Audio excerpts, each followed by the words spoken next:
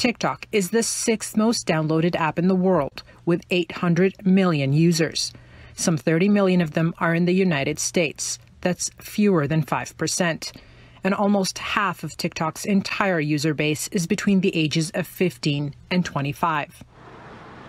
TikTok is owned by the Chinese company ByteDance, and U.S. intelligence believes the app is designed to send user data back to the Chinese government, a claim strongly refuted by the company. The app has already been banned in one of its largest markets, India. Now the Trump administration is mulling a ban too. Shouldn't we be considering right now, tonight, a ban on Chinese social media apps, especially TikTok? Laura, your viewers should know we're taking this very seriously. We're certainly looking at it.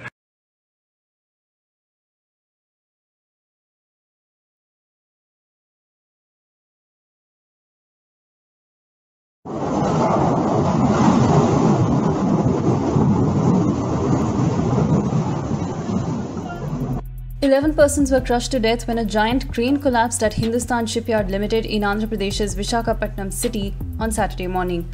The 70-ton crane was yet to be made operational and had been undergoing load testing when the mishap took place. All 11 people inside the cabin at the moment of collapse died.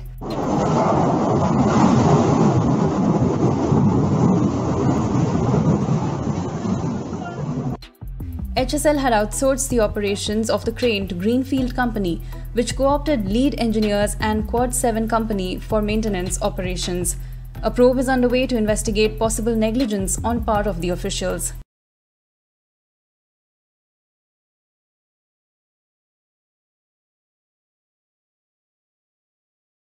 Another live look at the mess left behind by the train derailment right next to Tempe Town Lake. In case you're just joining us, 2 workers there on scene today were splashed with a chemical as they offloaded it from a tanker car. One man is in the hospital tonight with serious burns. The other, we're told, was treated there at the scene. In 1912 and starting operations in 1915, the 9-span Pratt truss-style bridge survived floods and the test of time. Engineering students at ASU even study the bridge. But time takes a toll on any material, especially a key rail bridge that's been subjected to train traffic for more than a century. So this repeated cycle of loading and unloading will make even a very strong material weak after a significant number of such cycles of loading and unloading.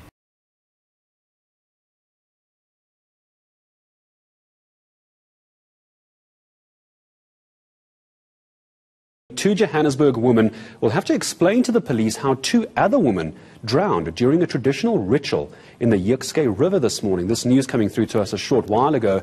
ENCA understands the deceased were sisters. Yes, it's true. As the police, we have opened an inquest docket for investigation. This is after 2 females that are aged 38 and 28 drowned at Jazeera River this afternoon. It is alleged that the deceased were performing rituals with 2 traditional doctors at the river when they drowned. We are currently obtaining statements from these 2 traditional doctors.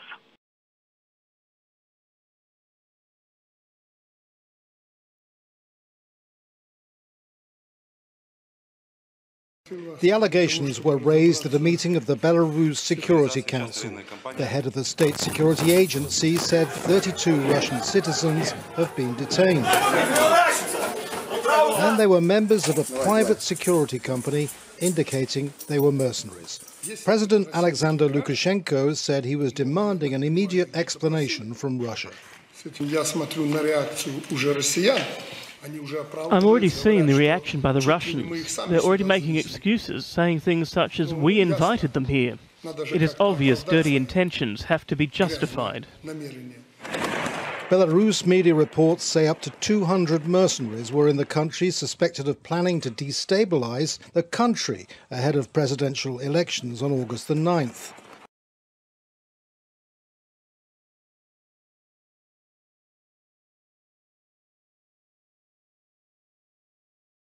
France and Italy have agreed to cooperate more closely along their border to tackle the networks of people smugglers operating there. One major route for many refugees and economic migrants is across the Mediterranean by boat from North Africa and into Italy. Many then want to head to more prosperous northern Europe, particularly Germany and the UK. We all know that when the border is governed on each side by its police, the smugglers make fun of these differences in legislation, and these differences in language, these differences in practice, and unfortunately the credit for this goes to the smugglers who traffic in human beings. So this joint Franco-Italian patrol is a great step forward. Last September, Germany, France, Italy and Malta had agreed on a temporary mechanism for distributing migrants rescued at sea.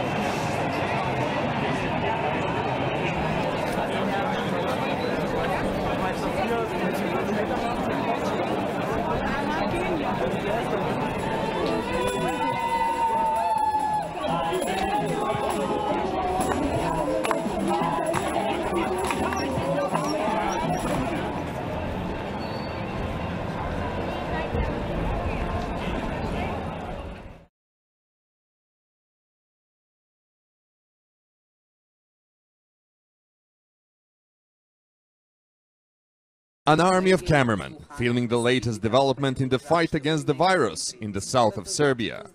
The country's prime minister, together with the Chinese ambassador, are opening a $4.7 million testing lab called FireEye. This is the second FireEye lab in this country. The first was set up this spring in Belgrade. It will provide PCR testing of up to 1,000 samples a day to the people of southern Serbia. A Chinese company, Zijin, donated $600,000 to buy equipment for the lab. The company operates one of Europe's largest copper mines in the nearby town of Bor.